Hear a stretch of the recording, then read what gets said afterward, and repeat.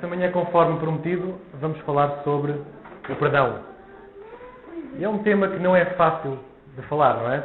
É complexo.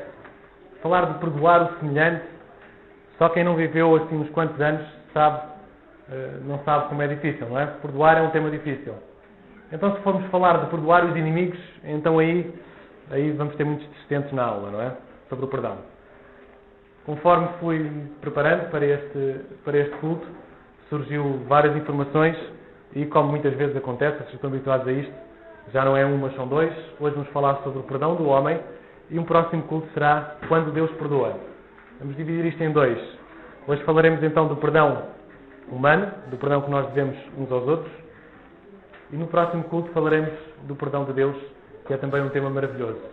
Mas parece que o perdão de Deus nós temos mais facilidade em compreender. O perdão do homem é mais difícil às vezes de compreender e de aplicar e de pôr em prática. Para começar, vou contar-vos duas histórias para iniciar a problemática. Uma história de dois comerciantes judeus. Eles tinham uma loja, um em frente da outra. Portanto, tinha uma estrada no meio e eles tinham uma loja um em frente do outro. E havia um problema com estes dois comerciantes. Eles não ver nem pintados, como nós costumamos dizer. Eles não gostavam nada um do outro. Se tinha um artigo a vender a 20 euros, o outro sabia, colocava a 18. A seguir o outro vinha e punha a 15. E portanto havia este jogo, quem gostava era a clientela, não é? Eles não se preocupavam até de ter prejuízo, mas desde que conseguissem roubar os clientes ao outro. Portanto, como podem ver, eram bons amigos, mas ao contrário. Portanto, não gostavam nada um do outro e isto sucedia sucessivamente. Isto é uma história anedótica, esqueci-me de dizer. Então acontece que uma vez apareceu um anjo, veio ter com um desses comerciantes e disse: olha, eu tenho um desejo de Deus para cumprir. Ou seja, peço só o que você quiser, o que quiser e Deus vai lhe conceder. Ele disse: o que eu quiser? Sim, o que você quiser. Pode pedir um carro topo de gama, pode pedir uma empresa, pedir uma casa, como ele era solteiro, pode pedir uma mulher bonita. A sério, o que eu quiser? Sim, mas pense bem que é só um desejo. Mas é o que eu quiser, não é? É assim, o que eu quiser. Mas há um pormenor. Um pormenor? Qual é o pormenor? Aquilo que você pedir, o seu inimigo vai ter em dobro. Ele pensou: é essa a condição? Então, mas como é que vai ser? Se você pedir uma mulher bonita, ele vai ter uma mulher duplamente bonita. Se pedir um carro topo de gama, o dele vai ser duplamente melhor, vai ter 2 carros. Se pedir um sucesso na empresa, ele vai ter mais sucesso ainda, ou vai ter o dobro, vai ter 2 empresas. Eu disse: bom, então se é isso, não preciso pensar mais. O que eu quero é ficar cego deste olho. Percebem a ideia? Conclusão da história. O ódio muitas vezes impede-nos de receber as bênçãos de Deus. Odiamos tanto que nem sequer recebemos as bênçãos de Deus. Uma segunda história. Capelão do exército. Este capelão estava a fazer uma pregação sobre o perdão. Uma pregação muito bonita, mas havia um soldado sentado à frente dele muito nervoso, que realmente não estava a gostar da história. E vai dizer: para si é fácil falar sobre perdão, aí que a Bíblia é aberta, fazer um culto bonito sobre perdão, mas queria ver se estivesse no campo de batalha, a ver os seus amigos levarem com tiros, a morrerem, se conseguia falar no perdão assim. E o capelão terminou o culto e no final chamou aquele soldado que estava irritado, que não queria perdoar, e disse: olha, abriu a Bíblia e mostrou-lhe: está aqui esta fotografia, este era um jovem que teria mais ou menos a sua idade, se fosse vivo ainda.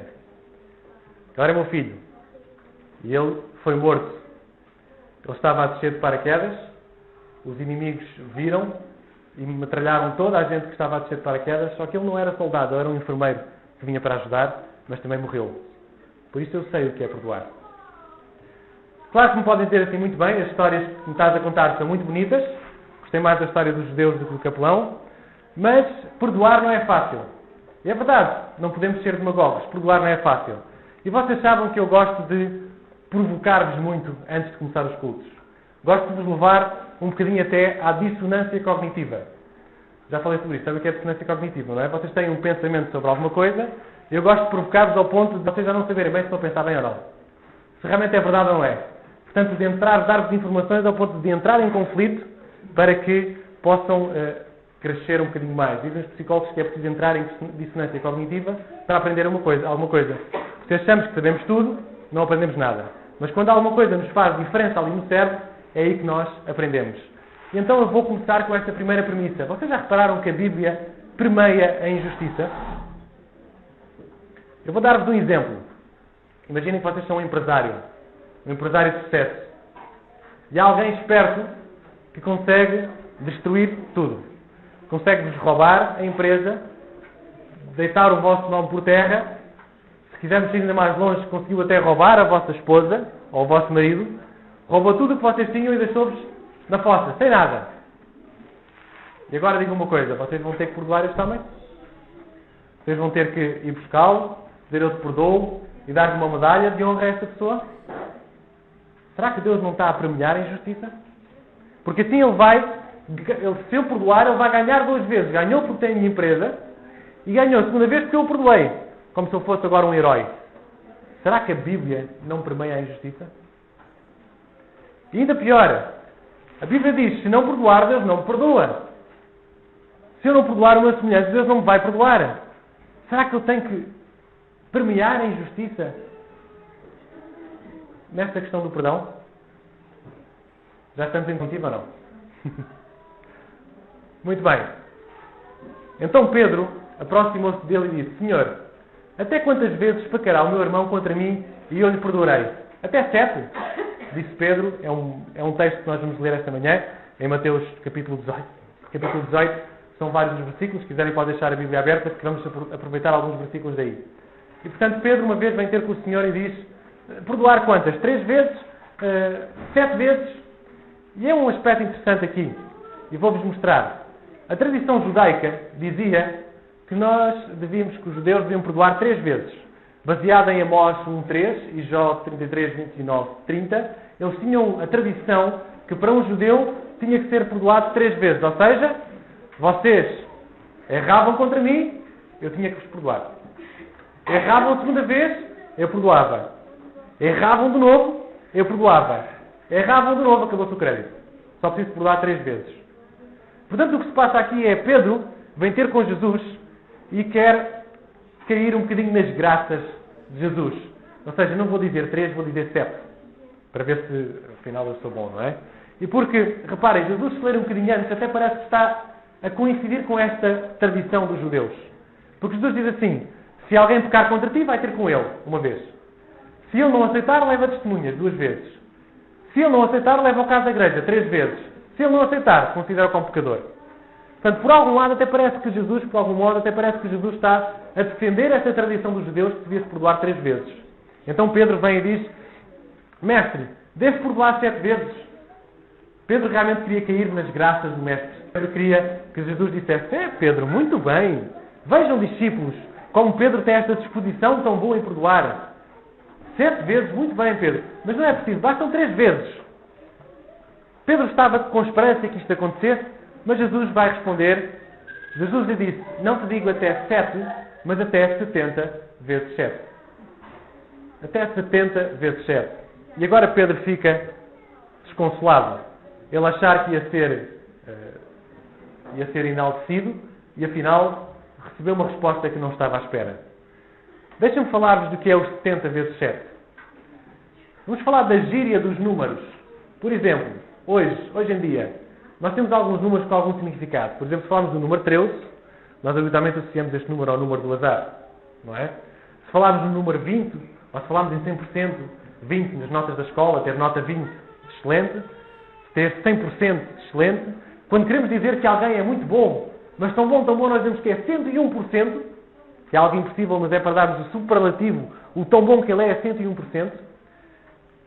E na altura se fossem judeus, vocês para enaltecerem alguma coisa, vocês faziam um jogo matemático. Por exemplo, se quisessem dizer que alguém é super azarado, iam dizer que ele é 13 vezes 130 em azar. Os judeus faziam este jogo quando queriam tornar uma coisa maior ainda do que o perfeito, maior ainda do que o completo. Se alguém é nota 20 aqui, nota 20 na escola, então é 20 vezes 20. Se vocês pegarem, por exemplo, Os 100% seria os 100 vezes 1000. Os judeus tinham alguns números também. Tinham o número 7, por exemplo, o número não.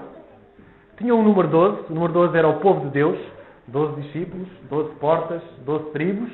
Tem, por exemplo, quando falamos dos 144.000, falamos de 12 vezes 12 vezes 1000, que é um bocadinho isto também, a perfeição, o perfeitíssimo, o superlativo do perfeito. Portanto, quando Jesus fala de 70 vezes 7, o que ele está a dizer é que a minha disposição para perdoar tem que ser mais do que perfeita. Ou seja, se 7 já seria perfeito, já seria muito, não. Tem que ser 70 vezes 7. Não é as 140 vezes que Jesus está aqui preocupado. Jesus está preocupado e quando olhamos para este texto pela gíria, pelo como os judeus entendiam isto, vocês têm que perdoar de uma forma perfeita. É o que isto quer dizer. É estar sempre dispostos a perdoar.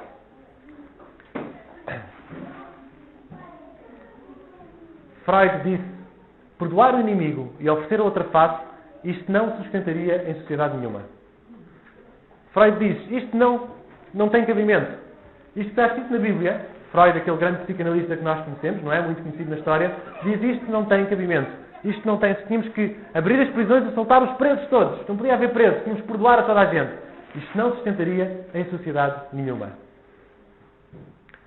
Mas deixem-me provocar-vos mais ainda, porque ainda não chegamos até ao limite. E quando o outro não está nem aí para o meu perdão?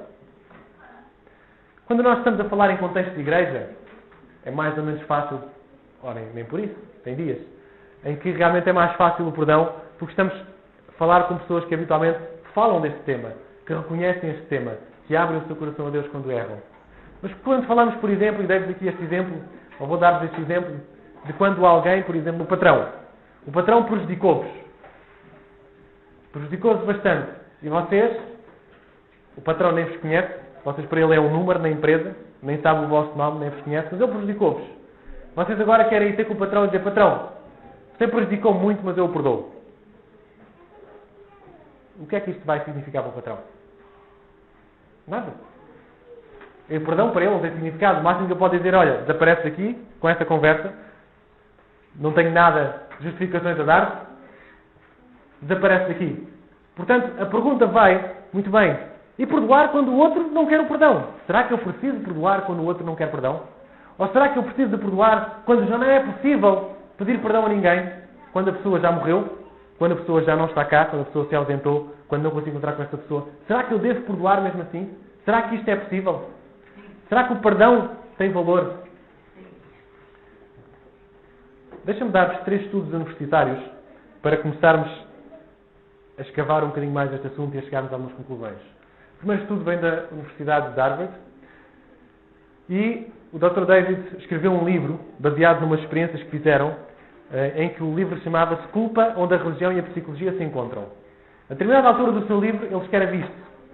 75% das pessoas internadas que ele avaliou, com os mais diversos problemas, cancro, depressão, problemas cardiovasculares, tinham coisas em comum. Uma de 2 coisas. Ressentimento contra alguém ou sentimento de culpa. Reparem, precisamos fazer aqui uma ressalva. Eu não estou aqui a dizer que 100% das pessoas internadas têm estes problemas com ressentimento contra alguém ou culpa. Nem estou aqui a dizer para nós agora pegarmos no nosso irmão da igreja que sofre algum problema e dizer, você está assim porque você tem um sentimento de culpa, porque você tem ressentimento contra alguém que não resolveu. Não é isso que eu estou a dizer. O que eu estou a dizer é que 75% dos hospitais podiam estar mais libertos se as pessoas tivessem menos problemas relacionais. Tivessem menos problemas com os ressentimentos de culpa e menos problemas com o sentir-se culpado e não ter confessado isto a ninguém. Não ter confessado a quem precisa de confessar. Agora, há outras situações que eu estou a dizer então, não quero que tirem daqui analogias e que comecem a ser juiz do vosso irmão. O que eu quero dizer sobre isto é que realmente muitos dos nossos problemas de saúde derivam exatamente dos nossos problemas relacionais de não termos chegado à paz do perdão. Isto nos faz mal. Outro estudo. No Hope College, pegaram involuntários que foram sujeitos a situações de injustiça e em que alguns conseguiram perdoar, outros não, e fizeram várias comparações. Eles compararam os batimentos cardíacos, a tensão arterial, a taxa de suor, entre outros fatores, vários fatores, e eles chegam a 2 conclusões que eu vos trago. A primeira é, perdoar as ofensas é uma forma de manter a saúde. E a segunda é, o perdão pode ser crucial para a sobrevivência da espécie humana. Escrevem neste estudo. O terceiro estudo que vos trago, da Universidade de Stanford, em que o Dr. Fred escreveu O Poder do Perdão. E ele escreve isto que aqui está. Nas ocasiões em que passamos uma pressão em virtude de uma discussão, de um susto ou de uma ansiedade, o corpo tem hormonas do stress, adrenalina e cortisol. Se você receber um pouco desta hormona, tudo bem. Por vezes até precisamos delas para melhorar o nosso desempenho. O problema é quando ficamos numa constante de rancor, de raiva, de ódio, em que essas hormonas são colocadas no organismo constantemente. O resultado é desastroso. Pode esgotar o cérebro, causar atrofia celular, perda de memória, assim como outras doenças, como doenças cardíacas, aumento da pressão arterial, níveis altos de açúcar no sangue, enrijecer as artérias, entre outras doenças. Estão a entender como o ódio, como a raiva, como aquelas situações que não resolvemos nos fazem mal? Deixem-me dizer-vos outra coisa. O perdão é importante para nós, em primeiro lugar. Quando Deus diz que tens de perdoar o teu irmão, em primeiro lugar, Deus está preocupado connosco. Porque Ele sabe que se andarmos nesta constante de raiva, de ódio contra alguém, nós vamos ser os primeiros a ser prejudicados. Quando Deus diz perdoa o teu semelhante, Ele não está tanto preocupado com o outro, Ele está preocupado contigo, meu irmão. Está preocupado exatamente com as consequências de ter um sentimento de culpa, de ter um ressentimento contra alguém que te pode fazer à tua saúde. E já viram várias estatísticas em como isto é verdade. Portanto, em primeiro lugar, a resposta do porquê perdoar é porque eu preciso de perdoar pela minha saúde. Pela minha própria saúde, tanto física como espiritual. Realmente, perdoar é libertar-me. É libertar-me daquelas constantes hormonas que estão no meu organismo e que realmente me fazem mal. Ouvi uma vez uma história que era: o rancor é um copo de veneno que nós tomamos todos os dias à espera que o outro morra. É um contexto interessante. Eu tenho raiva do outro, eu tomo o veneno à espera que ele morra. É hoje que ele vai morrer, mais um golo. Este é o rancor. O perdão realmente é a libertação deste sentimento. Quando Deus pede para nós perdoarmos, o que Ele está a dizer é: para de sofrer. Para de sofrer duplamente. Já sofreste porque Ele te fez mal, agora perdoa para que não continues a sofrer com o fantasma que está na tua cabeça. Primeiro passo para perdoar. Precisamos de demorar aqui algum tempo também. Qual é a primeira coisa que nós precisamos para perdoar? Se eu perguntar à igreja, eu sei que vocês vão dizer: é preciso amar, é preciso esquecer, é preciso orar, é preciso várias coisas, não é? Que a igreja consegue dizer. Mas deixem-me dizer-vos que o primeiro passo para perdoar é admitir que está com raiva. Não, raiva. Não, eu não estou com raiva, eu estou só um bocadinho triste. Nós somos cristãos, então usamos eufemismos para dar nomes a isto. Como sou cristão, eu não tenho raiva de ninguém, eu não tenho ódio de ninguém. Não é? Sou cristão. Portanto, temos alguma dificuldade em admitir isto. Mas deixem-me dizer-vos que a primeira coisa para chegarmos ao perdão é eu reconhecer que estou mal com aquela pessoa. É reconhecer que me sinto mal com isto. É reconhecer a culpa e é reconhecer o ressentimento que tenho contra alguém. Este é o primeiro passo para chegarmos ao perdão. Não vale a pena darmos eufemismos. Não vale a pena dar nomes bonitos a coisas que não têm que ter nome. Realmente temos que olhar para nós e ver o que é que se passa dentro de nós e reconhecer isso. Deixem-me dizer-vos que sobre o perdão aos outros há uma parábola que explica tudo isto. E quando eu li esta parábola, para mim ficou o assunto muito claro. E ficou realmente, deu completamente uma panorâmica completamente diferente ao meu entendimento sobre este assunto. É a parábola do credor incompassivo. Sei que é uma parábola que todos conhecemos. Nós vamos analisá-la um bocadinho mais a pormenor para que ela possa ganhar outro significado para nós. Vou ler a parábola. A amarelo estão frases que nós temos que meditar nelas esta manhã, que temos que gravar na mente para falarmos aqui um bocadinho. Por isso, portanto, quando é que vem esta parábola? Exatamente a seguir àquele, vocês virem a seguir, portanto, em Mateus 18, 23, 25, lemos os versículos anteriores, de Jesus a falar da história dos 3 perdões que vos falava, de Pedro a perguntar sobre a questão se deve perdoar até 7 vezes, e então Jesus vai explicar um bocadinho melhor isto com esta parábola. Ele vai explicar desta maneira: por isso, o reino dos céus pode comparar-se a um certo rei que quis fazer contas com os seus servos. E começando a fazer contas, foi apresentado um que lhe devia 10.000 talentos. E não tendo ele como pagar, o seu senhor mandou que ele e a sua mulher e os seus filhos fossem vendidos com tudo quanto tinham, para que a dívida se lhe pagasse. Então aquele servo, prostrando-se, e o referenciava dizendo: Senhor, seja generoso para comigo e tudo te pagarei. Então o senhor daquele servo, movido de íntima compaixão, soltou e perdoou-lhe a dívida. Saindo, porém, aquele servo encontrou um dos seus conservos que lhe devia 100 denários. E lançando mão dele, sufocava-o dizendo: paga-me o que me deves. Então o seu companheiro, prostrando-se a seus pés, rogando-lhe dizendo: seja generoso para comigo e tudo te pagarei. Ele, porém, não quis. Antes foi encerrá-lo na prisão até que lhe pagasse a dívida. Vendo, pois, os seus conservos o que acontecia, conte muito, e foram declarar ao seu senhor tudo o que se passava. Então o seu senhor, chamando-o à sua presença, disse-lhe: servo malvado, perdoei-te toda aquela dívida, porque me suplicaste. Não devias tu igualmente ter compaixão do teu companheiro, como eu também tive misericórdia de ti? E indignado o seu senhor o entregou aos atormentadores, até que pagasse tudo o que lhe devia. Assim vos fará também meu Pai Celestial, se do coração não perdoares cada um ao seu irmão as suas ofensas. Mateus capítulo 18, versículo 23 e versículo 35. A parábola do credor incompassível. Vamos analisar esta parábola. Em primeiro lugar, esta parábola, se lerem Ellen White, um dos capítulos que me baseei para a preparação deste culto foi exatamente Ellen White explicando esta parábola, em Parábola de Jesus, em que ela diz que o rei e os servos são Deus e a humanidade. Em que Deus estava a avaliar. E então havia um que devia 10.000 talentos. Se vocês estivessem no tempo de Jesus e ouvissem esta palavra, 10.000 talentos, vocês iam assustar. Sabem porquê? Porque uma conta é um exagero. 10.000 talentos é uma quantia enorme, que não faz qualquer sentido para um servo. Vou dar-vos algumas noções. Denário. Isto é um denário. O denário era aquilo que um trabalhador receberia por dia. Já estava a receber muito bem. Obviamente isto era 80%. Portanto, era preciso de uma semana, recebia 4 denários, mais ou menos. Portanto, mas vamos arredondar, imaginando que o patrão era bom e pagava bem, 30 dias, tínhamos então 30 denários. Era o que as pessoas recebiam.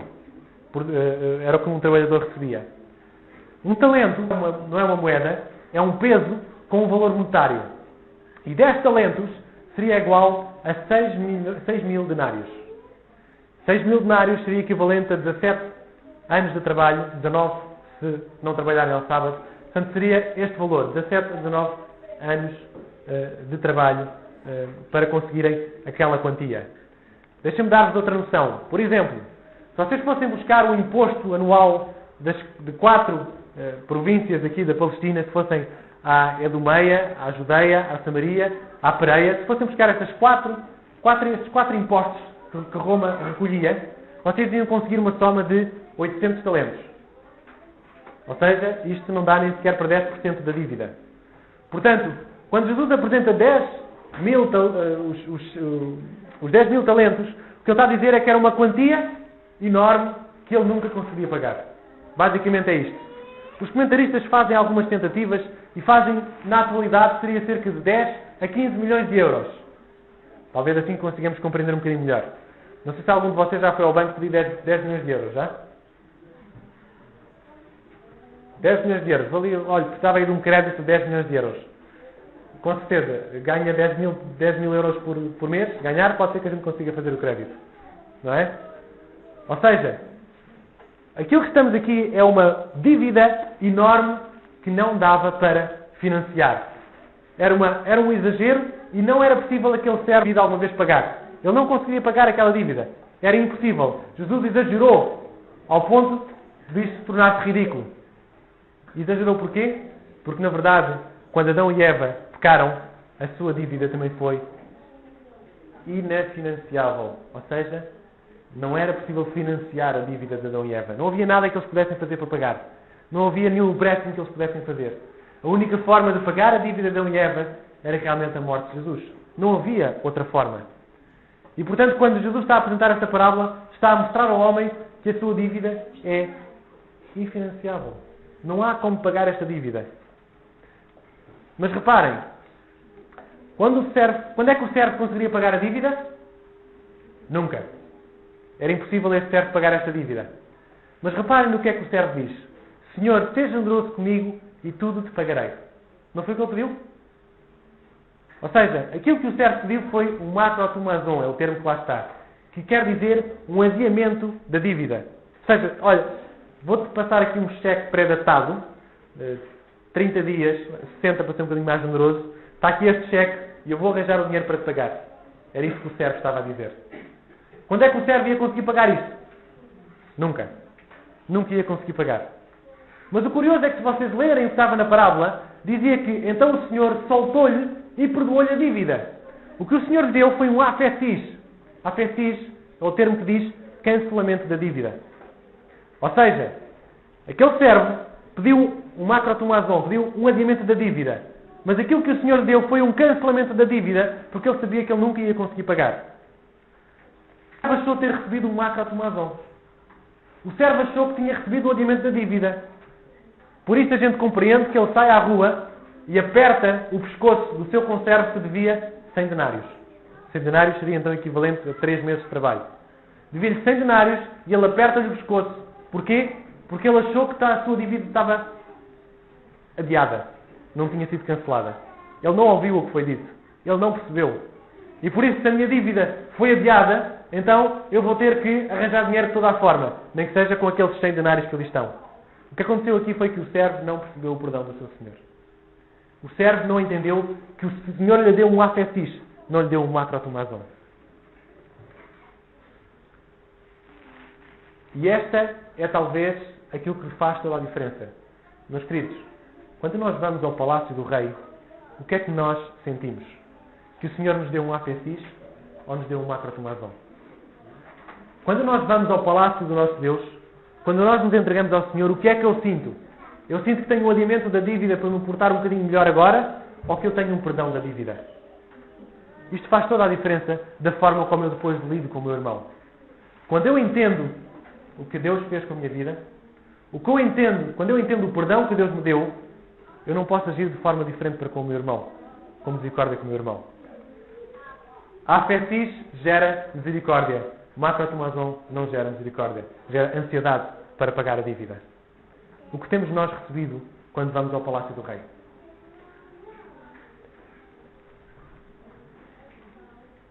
Perdoei-te toda aquela dívida porque me suplicaste. Não devias tu igualmente ser o teu companheiro, como eu também tive misericórdia de ti? E indignado, o seu Senhor o entregou aos atormentadores até que pagaste tudo o que lhe devia. Assim vos fará também, meu Pai Celestial, se de coração não perdoares cada um o seu irmão as suas ofensas. Ou seja, se tu tivesses entendido que eu te dei um afetis, que eu perdoei a tua dívida, tu não ias obrigar o teu irmão a pagar os 300 denários.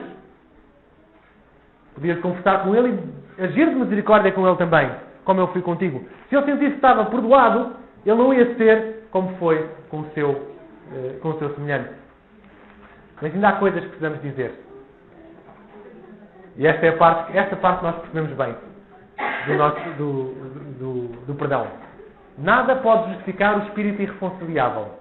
Aquele que não é misericordioso para com os outros mostra não ser participante da graça pecadora de Deus. No perdão de Deus, o coração do perdido é atraído do grande coração ao infinito amor. Antes disso, este texto ainda não era o que eu queria falar neste momento. Nada pode justificar o nosso espírito irreconciliável. Se realmente eu não sou misericordioso, se eu continuo irreconciliável com o meu irmão, é porque eu ainda não fui receber um afetis à grande sala do mestre.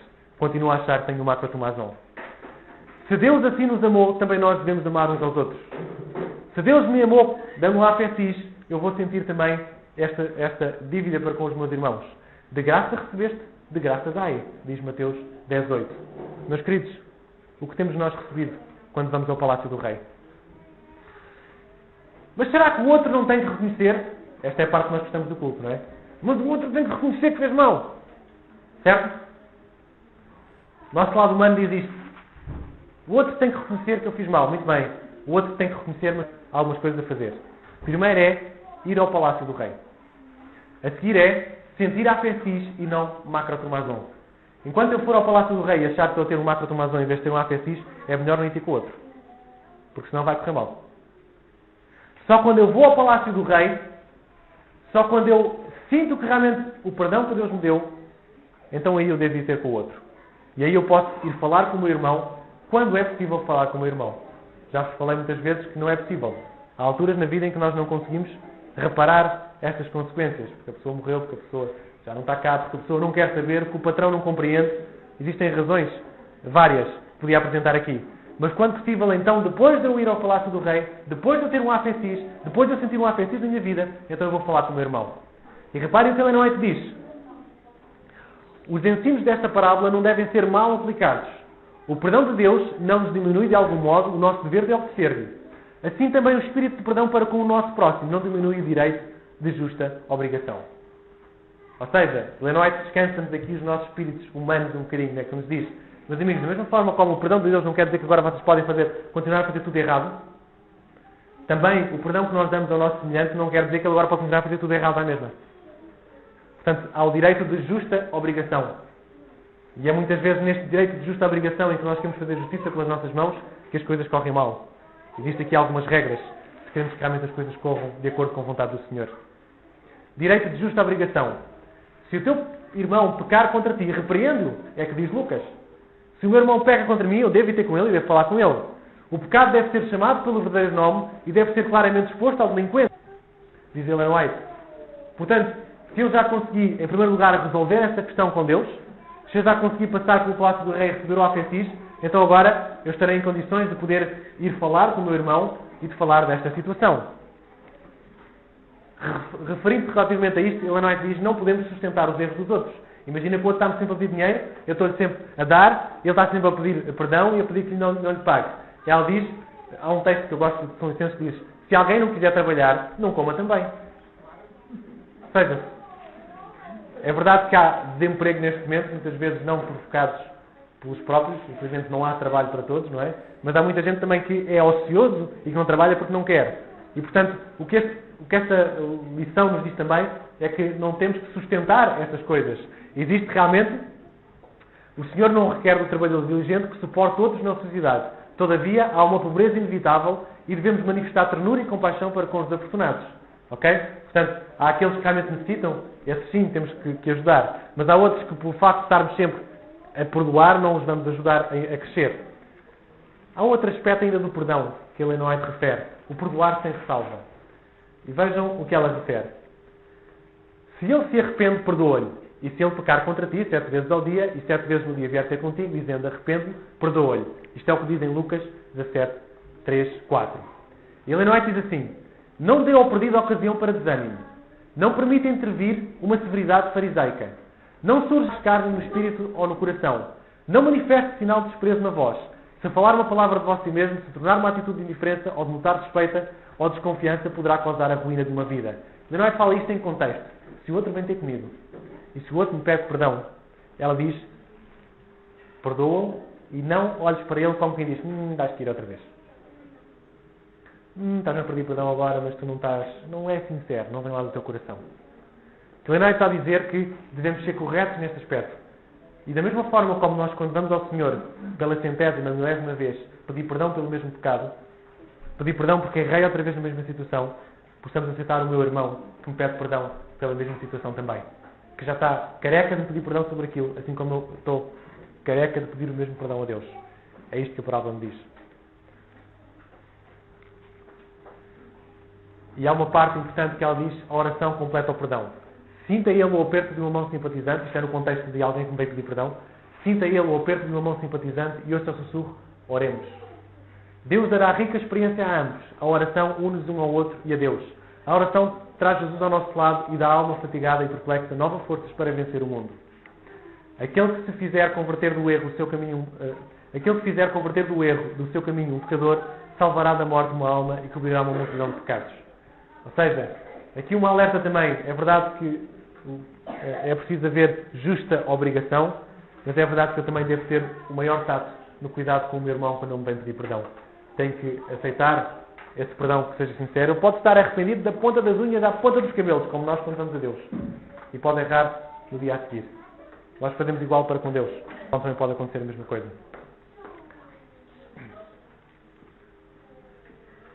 Ellen White termina dizendo: a grande lição da parábola está no contraste entre a compaixão de Deus e a dureza do coração do homem.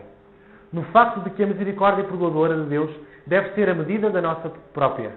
Não devias tu igualmente ter compaixão do teu companheiro como eu também tive misericórdia de ti? Creio que esta frase termina com chave de ouro esta parábola. Mas deixa-me ainda... Isto foi lá para cima. Deixa-me ainda falar-vos mais umas coisas. Imaginem que agora ouvimos o culto. A história é bonitinha e tal, mas eu tenho motivo para ter raiva. Eu tenho motivo para ter ódio e para não resolver. Vou trazer-vos 7 motivos porque nós muitas vezes temos raiva e temos ódio. O primeiro. Será que você fica com raiva porque isso lhe dá a sensação de ter mais poder e domínio? Eu uso a raiva para ter mais domínio sobre os outros.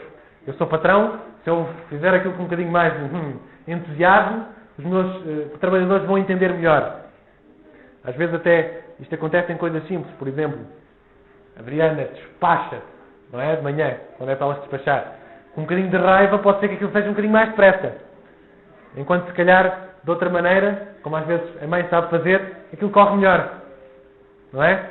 Portanto, será que a raiva que eu tenho é para me sentir que tenho mais força, tenho mais poder, tenho mais energia? Ok? O segundo motivo. Você utiliza a raiva de modo impulsivo e como combustível para conseguir que as coisas aconteçam? Se não manifestarmos, as coisas não acontecem. Se não fizermos revolução, se não fizermos manifestação, isto não vai a lado nenhum. Será que é por isso que eu digo que a minha raiva tem que ser assim? Terceiro, você utiliza a raiva para evitar se comunicar? Há pessoas que têm medo de se comunicar. Têm medo de falar umas com as outras. Então se eu estiver com raiva, se eu estiver com ódio, consigo afastar as pessoas de mim, não preciso dizer nada. Digo só 2 ou 3 coisas, com modo mais grosso, não é? Para que possam entender. Você utiliza a raiva para se sentir a salvo? Você acha que lhe serve de proteção? É melhor eu ter logo raiva para que já ninguém se aproxime. É melhor eu com a minha raiva afastar os outros antes que eles venham me magoar a mim. Portanto, é melhor que eu dê o primeiro passo e seja eu a odiar primeiro. Seja eu a ser raivoso primeiro com o meu semelhante. Você usa a raiva como forma de impor a sua razão? Já falámos um bocadinho sobre isto. Será que eu, para impor a minha razão, tenho que mostrar com raiva? Você se prende à raiva para fazer que os outros se sintam culpados? Há quem faça isto também. Portanto, eu com a minha raiva, com o meu ódio, faço com que o outro se sinta culpado daquilo que aconteceu. E, portanto, a minha raiva é lícita para que o outro se sinta culpado do que aconteceu. Você utiliza a raiva para segurar uma relação? A raiva mantém no papel de vítima? Ao contrário também, não é? Eu fui tão prejudicado, eu fui tão mal, eu estou rancoroso quanto aquilo, e então fico no meu papel de vítima e acho que então para isso preciso de raiva? São algumas chamadas de atenção da forma como nós muitas vezes usamos a raiva, ou desculpamos a raiva, ou achamos que a raiva nos pode ser útil. Muitas vezes, e às vezes é importante dizer isto também, às vezes a raiva que nós temos nem sequer é para com o nosso semelhante, nem sequer é para aquela pessoa. Imaginem alguém, por exemplo, uma criança, que o irmão o maltratava muito em criança, que sofria de bullying na escola, não é? E muitas vezes, quando tem alguém que até é parecido ou faz lembrar com o irmão, às vezes a resolvida do irmão é projetada nessa pessoa. Vocês podem ter alguém que vocês olham e qualquer coisa que não gostam. E então projetam a vossa raiva nessa pessoa, têm menos amizade com essa pessoa. Porquê? Porque realmente há ali uma coisa que não ficou resolvida, mas foi no passado. Mas vocês agora projetam essa raiva. Ok?